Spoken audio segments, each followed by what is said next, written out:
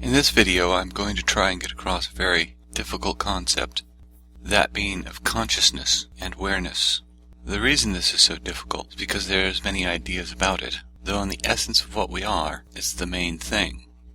Science likes to put this idea within the context of physical reality as a brain and neurological connections, working in such a way as to create the illusion of conscious self-awareness.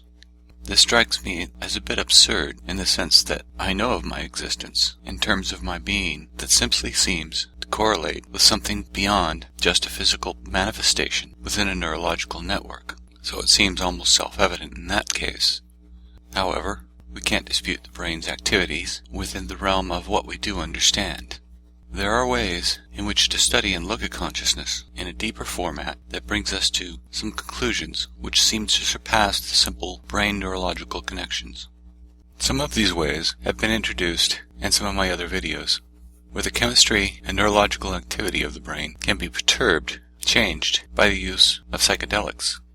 By this method, I have been able to reach levels of consciousness and understanding that were outside the normal frame of the brain's functioning, and yet, within all that, the key to me was that I was still aware, and that gave me the opportunity to examine that I from other viewpoints than a normal waking consciousness. I would not suggest that psychedelics or entheogens are to be used by everyone or would even work for everyone to gain deeper knowledge of that. However, it does work. And this is another point where the scientific community and the culture, as it stands within the United States, puts up barriers and preconceived ideas that are not necessarily true. I have touched on consciousness as a metaphysical property within my book. Here, I'm going to try to present more information to try and understand this, or what we are, within the context of consciousness. If we start with the very premise of the existence we are experiencing now, we of course put it within the context of a body that is physical, the connections of that body and the inputs from that physical source, which are senses, sight, sound, taste, touch, that are all directed to the brain for processing. But that's where science seems to leave things to an abstract cognitive ability. So let's start by trying to understand what it is that we are that is aware. For this experiment, let us just remove all the external inputs from the body, all of the senses. What we are left with is the mind. We consider this as a whole, and yet I believe there are parts to the mind that make it up. I will try to illustrate this. Without the body or any inputs, and you just exist. But what is that you that exists? First of all, there has to be an awareness. Are you just the awareness? And what is that awareness?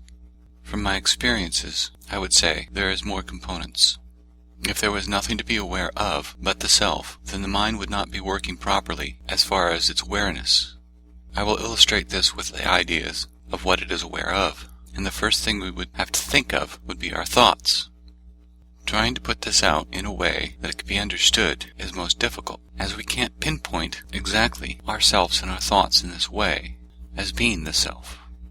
There seems to be something a bit more. And this is where the definition of spirit for myself has come to mean something more than it used to for me.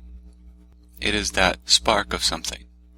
But before my understanding, it was more of a nebulous idea. But now I see this as an idea of self, the true spark of our being. Now within this context of being, we have now our awareness and a thought to be aware of. And both of these are very nebulous ideas. However, they seem to be true.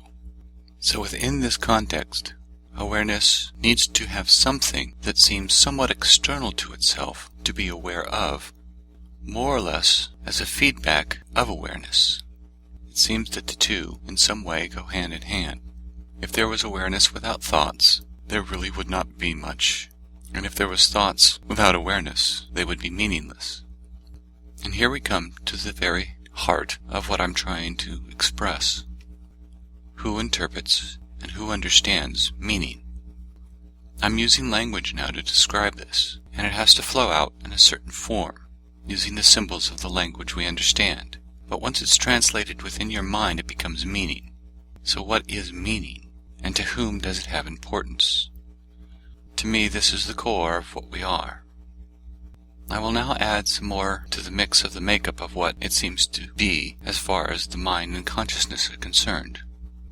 A thought, in our normal terms, needs to be processed by the awareness, and here we might call something intelligence. Again, this is another nebulous term, but what meaning does it have? How does intelligence seem to work?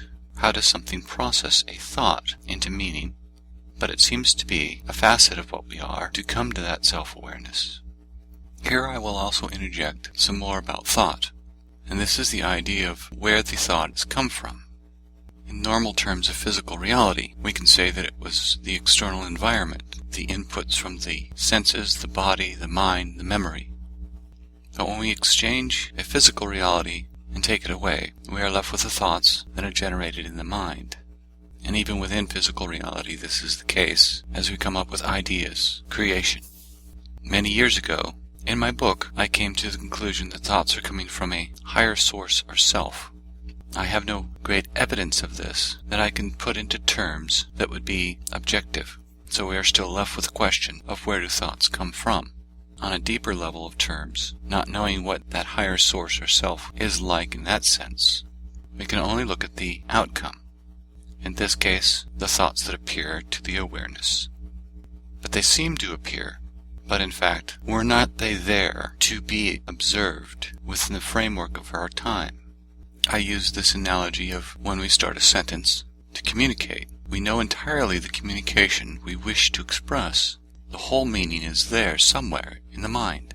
But then we parse it out into words and sentences in order to bring the message into linear time that we are used to dealing with. I still hold to this idea, but that does not explain where the meaning came from in the first place.